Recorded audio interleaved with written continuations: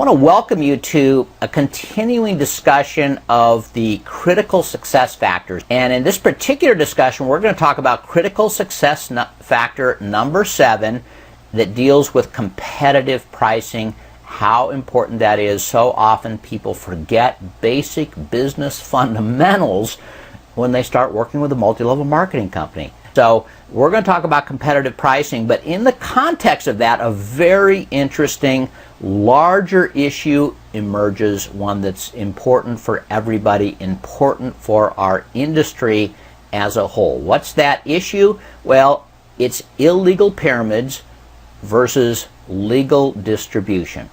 Illegal pyramids versus legal distribution. I want to spend some time on this because there's a lot of misconceptions. There's even business authors out there that think that all network marketing companies are somehow illegal pyramids, or they don't know the difference and can't tell the difference. There's some anti-MLM zealots that write and think that they're experts and they don't know the difference.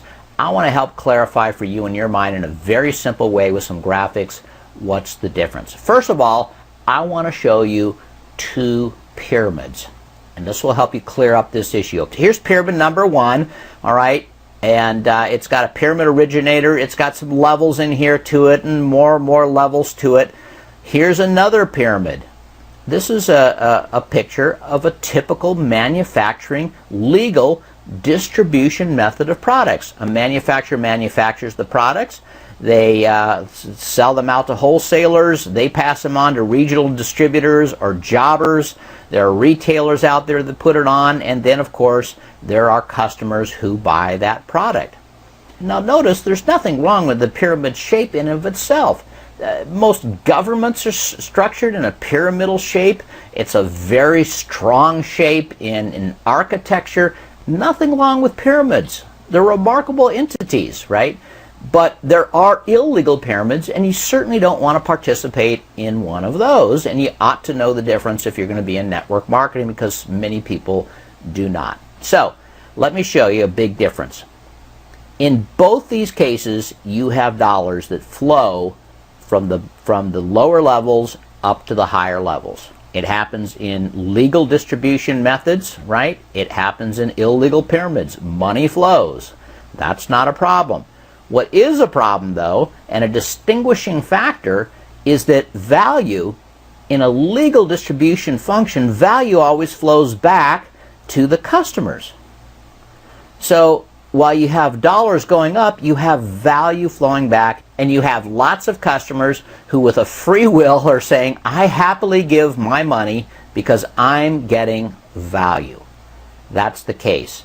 Not so in an illegal pyramid. There's no value flowing back to these people up over here. Instead, what you might have down here are dupes. And rightly so, the law tries to eliminate people from being dupes and protects people. But often that's an imperfect system, okay? So that's the difference between illegal pyramid and legal distribution. I used to think, well, heck, if there's products, it must be legal. If there's no products, it's not. Well, you're going to see it's not that cut and dried. There's some real gray areas here. But in the case of a legal distribution or a legal network marketing company, there must be customers. So the first thing you can do if you're looking at a business venture that someone says is a multi-level marketing venture, or they deny it, in either case, the question is, are there some customers? Are there real customers who buy the products or service and even reorder even though they're not part of the comp plan? In other words, it's not an additional motivation. They just think that it's a good value. Good question to ask. What percentage of the sales are to customers? Now, what percent should there be? You know, there isn't a legal definition of that. You know, in many states it's different, but there ought to be a significant percentage of customers who are buying the products, even though their main motivation has nothing to do with the compensation plan. If there's not a significant number of customers that are buying the product, the company runs the risk of litigation or being closed down, or perhaps even the principals or the top leaders going to jail. All right, so a typical legal MLM distribution model looks something like this. You do have a manufacturer, you've got an MLM company Sometimes it's the same. The company manufactures their products, but more often than not, that's not the case. The MLM company simply works as a sales arm. They have their products manufactured and labeled, private labeled for them, and that's okay.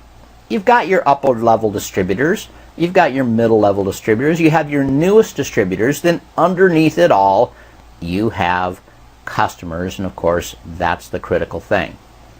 You have to have dollars flowing up. You know, I mean, obviously, if there's no dollars flowing up, you're in trouble. And to be legal, you have to have value flowing back through the ranks to the customers ultimately. Now, here's another question that comes up. It's a myth I want to dispel. Does it matter how many levels there are between the manufacturer and the customers? Does that matter at all? Well, the answer, candidly, is no, right? It doesn't matter at all. All that matters is that there's value flowing and that the customers are happy. I mean, if you had 100 levels and you were paying 100 people between the manufacturer and the customers, but the customers still felt they were getting great value, what difference could it possibly make? Doesn't make any difference at all. Now, is it possible if you have 100 people getting paid before the customers can receive their value? Well, it might. The more levels there are, the more difficult it is. But the question is not how many levels and how many people are here. The question is there real value going to customers, and do they see it as such, and can you establish that that's a reality? If so, no harm, right?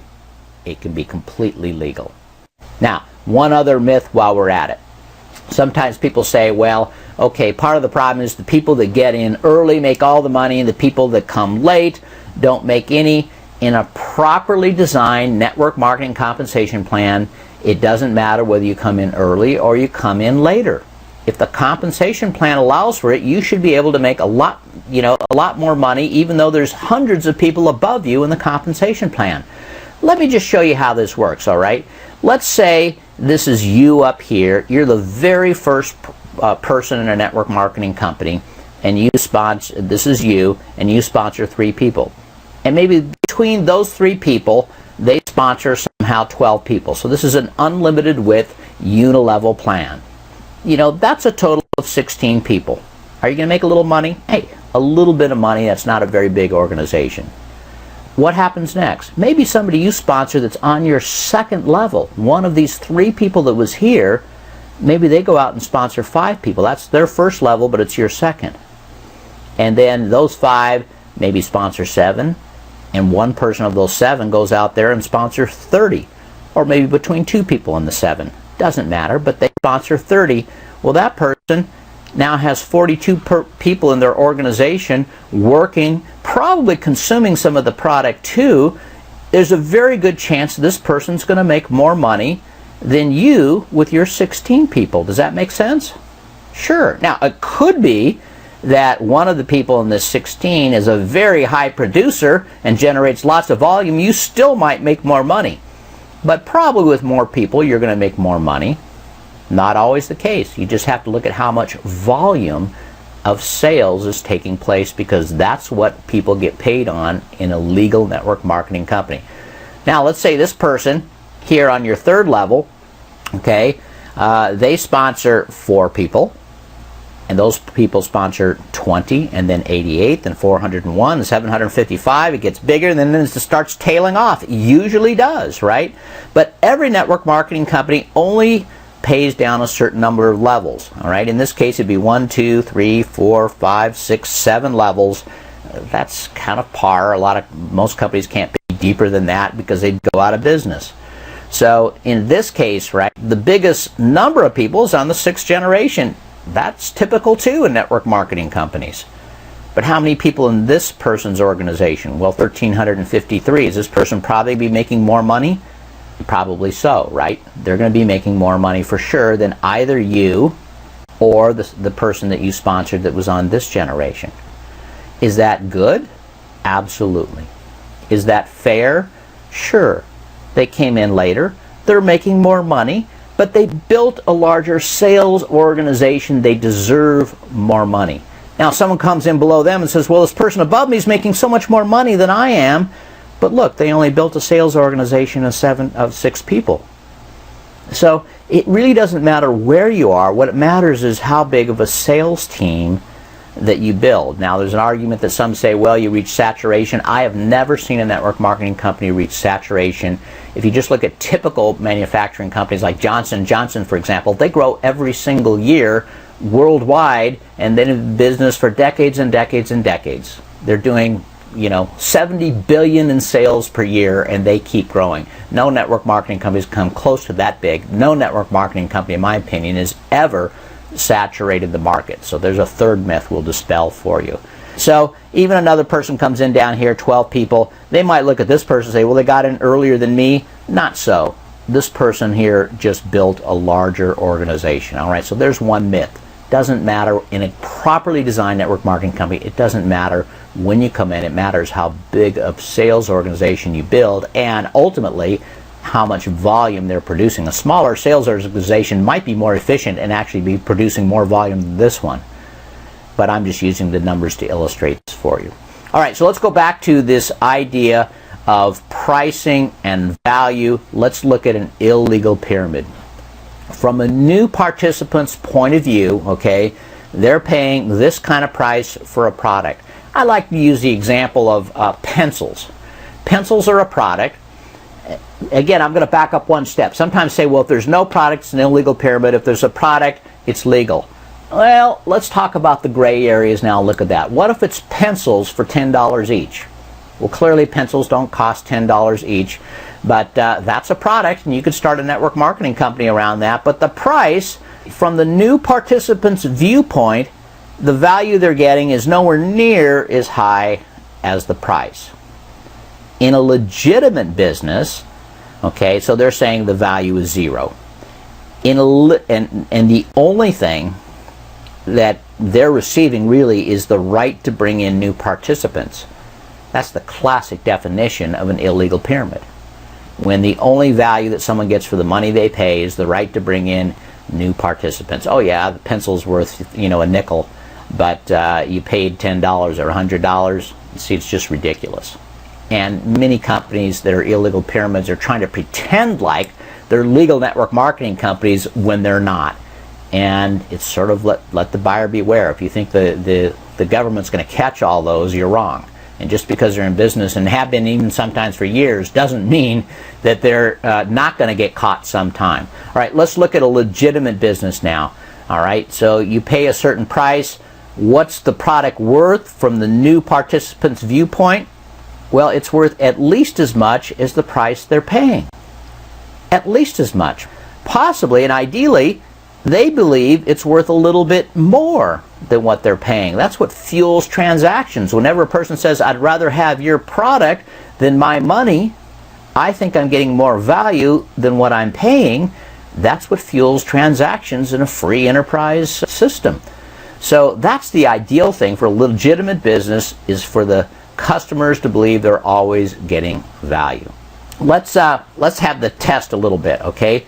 Legitimate or a pyramid scheme, all right? From the new participant's part of view, the value is here. Legitimate or a pyramid? Clearly, that's legitimate, right? Very, very simple. What if the value is here? Well, probably an illegal pyramid at risk of being closed down by the authorities sooner or later, right? Because the value is so small compared to the price. What if, though, the value is here? Same thing. What if it's here? See, now it's getting tougher. Now it's getting tougher. See, that's where we're getting into the gray areas, because value is a very subjective thing. Some people think that Mercedes-Benz are a ripoff, that the price is way too high when you can buy a Chevy for, a quarter of the price. Why buy a Mercedes-Benz? But that's subjective, because a whole lot of people are happy to buy Mercedes-Benz. So let me just say that this is a very subjective thing, but you need to think about it when you're joining a network marketing company. And we're going to talk a little more about that in just a minute. So can we quantify this a little better? Let's look at the price. Let's say that's the value that most people would agree is being delivered for the price, then what would you call this section right here? The difference between the price and the value.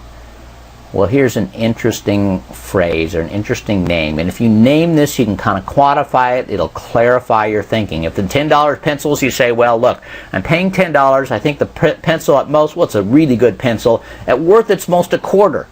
Then this area here, you see, you'd say is $9.75. We're going to call that the pyramid portion of the price. If the pyramid portion of the price is very, very small or non-existent, you probably have a good argument that our critical success factor number 7 is being met in that particular network marketing company. It's a competitive price. 2 requirements, remember, that we said for reliable long-term leverage residual income. One is that there's a lot of people doing a little bit consistently. That can give you leverage. You can't have leverage unless you get a lot of people doing some work. You need a lot of people receiving value consistently. That's what's going to give you the residual income when people come back and buy again and again and again, right?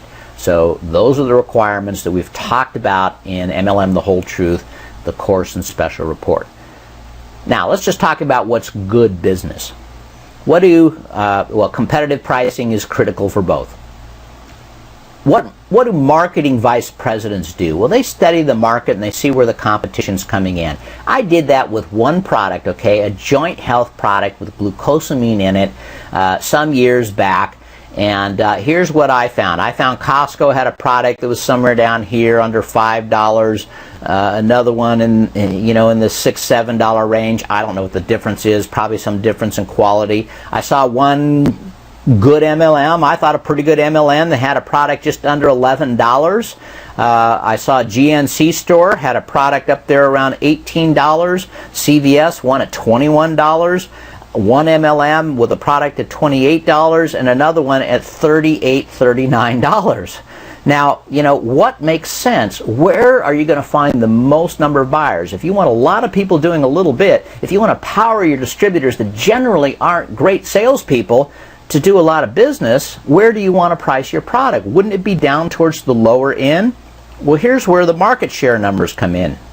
Between $0 and $10, 65% of the joint health products are sold or priced in that range. 65%. Another 25% are sold between $10 and $20. So between $5 and $20, you've got 90% of the products that are being sold.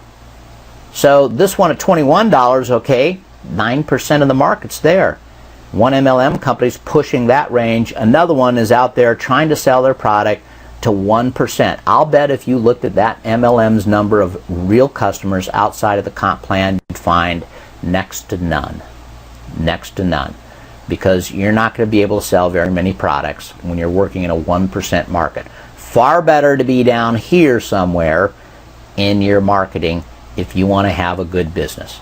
Doesn't that make sense? Just basic common sense. I'm putting some numbers on it. Nothing fancy here. For critical success factor number 7, competitive pricing to be in place when you're evaluating a network marketing business, you must look realistically at the value of the products. I'm making that pretty clear, aren't I? Okay. What is the value? If it's here, forget it. All right. Don't join. Don't get started. I don't care how tempting they say the business is. I don't care how great they say their comp plan is. Stay away from it. It doesn't have sound fundamentals. You're not going to feel good about it even if you have a measure of success. If it's here, well, you be the judge. If the value's here, you have to make that decision. If it's here, obviously you're doing a lot better. But you've got to evaluate it. Be realistic. Don't be blinded by hype.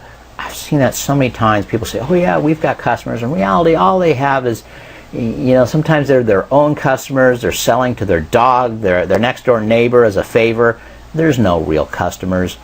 Don't get blinded by the hype. Don't fool yourself. That's the most important person for you to tell the truth to is yourself. Okay, there's only one person to be heard if you don't, you. My advice, ask a few family members, friends that have no vested interest in the business, what do you think of this product at this price? They may or may not want the product, but you know what? They can tell you whether they think it sounds like a fair deal or not, and you can determine that way. Ask for advice. Critical success factor number 7, competitive pricing. Clearly one of the most important of the success factors. They're all critical. I mean, if you're missing any one of the 12, the company can fail. So please look at those things before you get involved, before you spend a lot of time, effort, and or money, or waste your reputation, or burn out your friends and family because you've made bad decisions. This is probably one of the first things I ask. I ask people, what's your product? How's it priced? Who's buying it? And I try to find out, are people really going to be buying this, whether they're interested in the comp plan or not, whether they're interested in the business or not. The pricing is so critical, it can even affect the legality of the company and the model. It profoundly affects critical success factors that deal with reorder rate and attrition. It can make or break your quest for reliable, long-term, leverage residual income, and I contend it's worth it looking for that. It's worth it building for that. That's the most valuable kind of income that you own. Well, thank you so much for